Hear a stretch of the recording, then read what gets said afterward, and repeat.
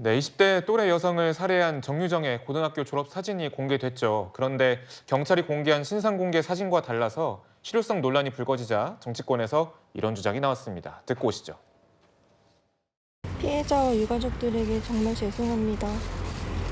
제정신이 아니었던 것 같습니다. 죄송합니다.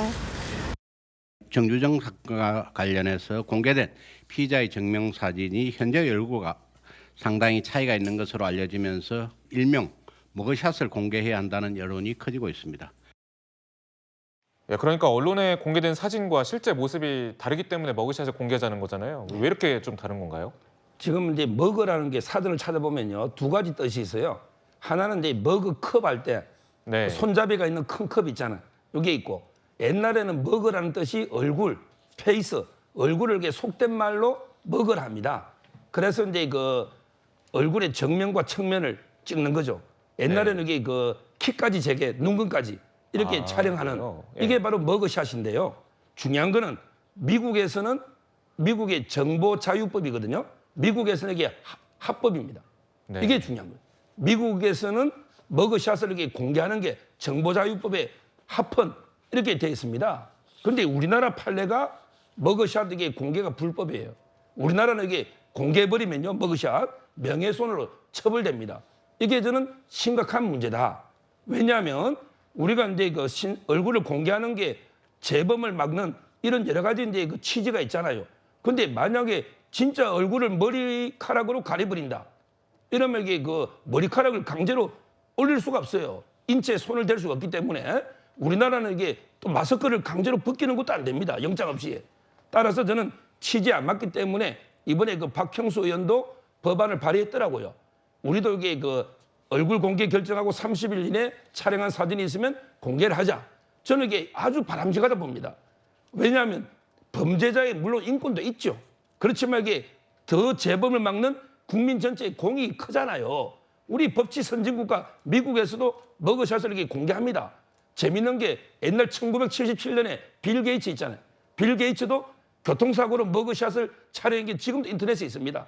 우리도 이게 공개된다 보는 거예요.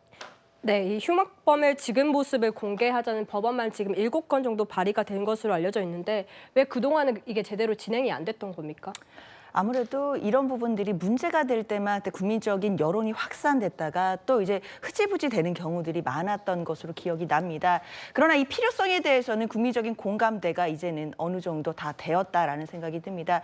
이것은 이제 국회에서 빠르게 입법을 통과시켜서 다음번에 또 신상 공개가 될 때만큼은 이제 머그샷을 공개해서 국민들께서 알 권리를 충족하실 수 있는 그런 상황이 됐으면 좋겠는데요. 국회에서 열심히 일 좀 해서 이런 법, 특히 이제 국민의 민생이라든지 국민의 생활과 관련된 이런 법들은 빨리 통과를 시키는 모습들을 좀 보여줬으면 좋겠습니다. 네, 지금 온라인상에서 이런 사진들이 나온다고 합니다. 정유정 사진을 포토샵을 해서 패러디처럼 확산하고 있는 그런 일들이 일어나고 있다고 하는데 김광욱 소장님, 이게 어떻게 보면은 유족들에게 2차 가해가 될 수 있는 부분이거든요. 어떻게 보시는지요? 조건부로 이게 얼굴을 변화시키더라고요. 그러니까 예컨대 이제 구금 이제 체포 다 되고 형기 다 되고 끝난 다음에 나올 때 얼굴 뭐 이런 식으로 막 하나의 어떤 범죄자의 얼굴들을 갖고서 오히려 막 이런 여러 가지 형태의 얼굴들이 나오니까 도대체 어느 얼굴이 진짜 얼굴인지 잘 모르는 거죠.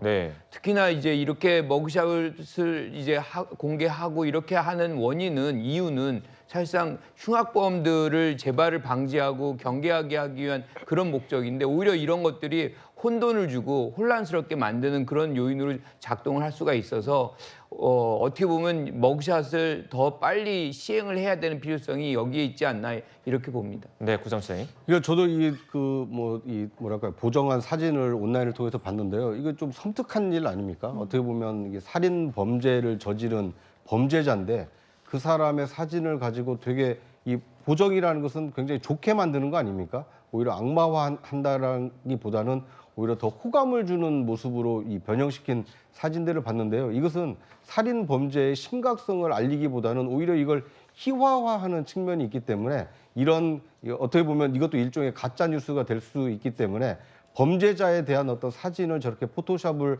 해서 올려서 관심을 끄는 거 이런 것도 하지 못하도록 좀 그 제재를 어느 정도 해야 되는 거 아닌가 하는 생각이 듭니다. 네, 차장님 그런데 헌법상으로 무죄 추정의 원칙을 기반으로 좀 공개는 신중해야 된다 이런 반론은 계속 나올 것 같은데 이런 반론에 대해서는 어떻게 보십니까? 그러니까 지금까지 머그샷을 그 공개하지 않았던 것은 범죄자로 낙인이 찍히기 때문에 이것이 아직 유죄 판결이 안 났는데 전 국민이 범죄자로 인식하게 하는 것은 그 범죄 피의자의 인권을 심각하게 훼손하는 거 아니냐. 이것 때문에 지금까지는 아직 안 됐습니다만 지금 구속이 되고 기소가 됐다라는 것은 사실상 이 사람이 범죄를 저질렀다는 것이 수사 당국이 판단할 때는 확실하다는 물증이 있기 때문 아니겠습니까? 그 정도의 아주 강력 범죄, 살인이라든지 이런 납치 뭐 이런 그 강력 범죄의 경우에는 특정 범죄에 대해서는 국민들에게 경각심을 불러일으키고 제2, 제3의 범죄를 막기 위한 효과가 어느 정도 있다라고 볼 수 있기 때문에 특정 범죄, 강력 범죄에 대해서는